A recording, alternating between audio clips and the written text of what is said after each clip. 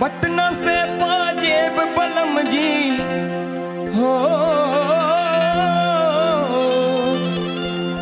पटना से पाजेब बलम जी, अरे आरा से उठ लाली, ये मंगईदा छपरा से चुनरिया छिटवाली, मंगईदा छपरा से चुनरिया छिटवाली।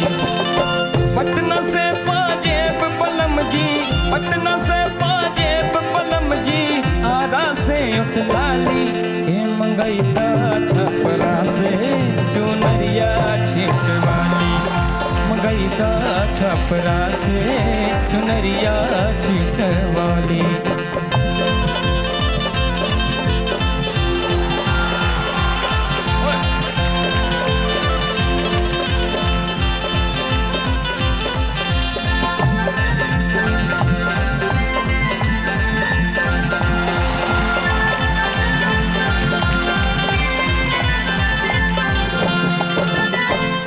झुमरी तलैया से झोंपदारे झुमका,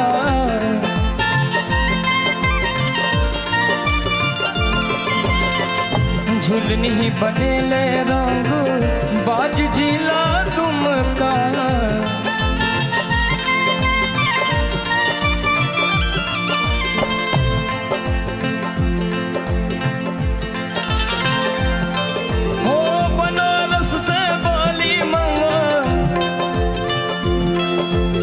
बनारस से बाली मांगा, कानपुर से कंगना, ये मंगईदा छपरा से चुनरिया छिटवाली, मंगईदा छपरा से चुनरिया छिटवाली।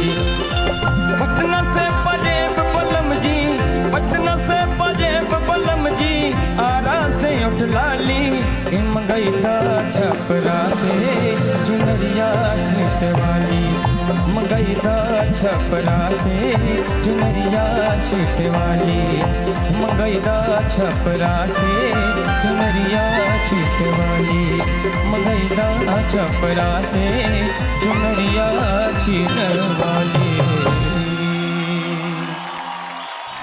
सरदार जी आपके स्वागत बाटे। अद्भुत सरदार जी का गायकी रहे, एक आध जगह थोड़ा सा भूल गईलन, कोनो बात नहीं खे, होला बाबू बहुत बड़ मंच बा।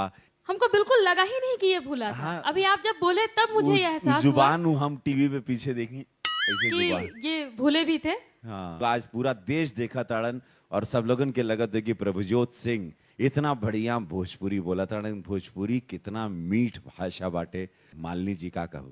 प्रभजोत, सबसे पहले तो बधाई एकरा खातिर, काहे से कि आप साबित कहिलन कि भोजपुरी पे एक अधिकार खाली भोजपुरियन के नहीं, अवधी मूल के, मराठी मूल के, और चाहे पंजाबी कौनो आदमी।